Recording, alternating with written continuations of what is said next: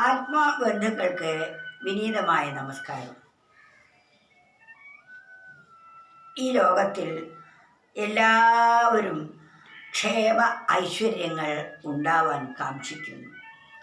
നമുക്ക് ക്ഷേമം വരണമെങ്കിൽ മറ്റുള്ളവർക്ക് ക്ഷേമം കൊടുക്കണം. കൊടുക്കുന്നത് മാത്രമേ നമുക്ക് തിരിച്ചു കിട്ടൂ. നമ്മുടെ സമാധാനത്തിന് കാരണം മറ്റുള്ളവർക്ക് സമാധാനം കൊടുക്കുന്ന ഒരു വ്യക്തിയായിരിക്കണം.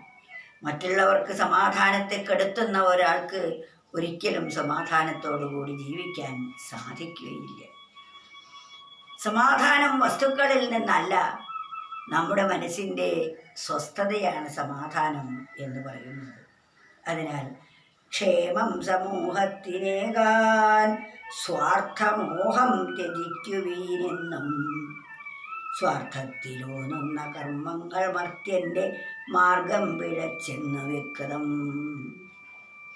ക്ഷേമം സമൂഹത്തിനേകാൻ, സമൂഹത്തിന് ക്ഷേമം ഉണ്ടാകണമെങ്കിൽ സ്വാർത്ഥമോഹം ത്യജിക്കുവീനെന്നും.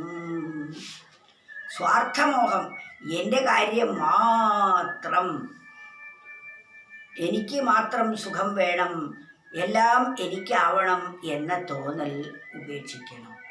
എങ്കിൽ മാത്രമേ സമൂഹത്തിന് ക്ഷേമം ഉണ്ടാവുകയുള്ളൂ. എന്നാൽ എനിക്ക് ക്ഷേമം വേണമെന്ന് കരുതുന്നതിൽ ഒരു തെറ്റുമില്ല. മറ്റുള്ളവരുടെ ക്ഷേമത്തെ കെടുത്തിക്കൊണ്ടാവരുത് ഞാൻ ക്ഷേമം നേടുന്നത്. മറ്റുള്ളവരുടെ ക്ഷേമത്തെ കെടുത്തുകയാണെങ്കിൽ നമുക്ക് ക്ഷാമം മാത്രമായിരിക്കും ഉണ്ടാവുക. എനിക്കും ക്ഷേമം വേണം, മറ്റുള്ളവർക്കും ക്ഷേമം വേണം. അന്യർക്ക് ക്ഷേമം നഷ്ടപ്പെടുന്ന വിധത്തിൽ നാം ഒന്നും ചെയ്യരുത്. അതാണ് സ്വാർത്ഥമോഹം. തൻ്റെ കാര്യം ശരിപ്പെടാൻ എന്തും ചെയ്യാൻ മടിയില്ലാത്ത വ്യക്തികളുണ്ട്. അത്തരക്കാർക്ക് എന്നും അശാന്തി മാത്രമായിരിക്കും.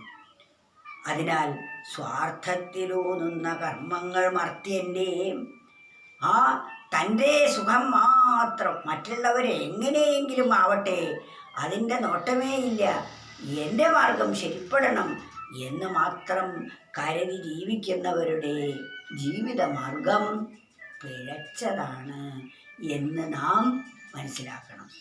സ്വാർത്ഥത്തിലൂന്നുന്ന കർമ്മങ്ങൾ മർത്യൻ്റെ മാർഗം പിഴച്ചെന്ന് വ്യക്തം.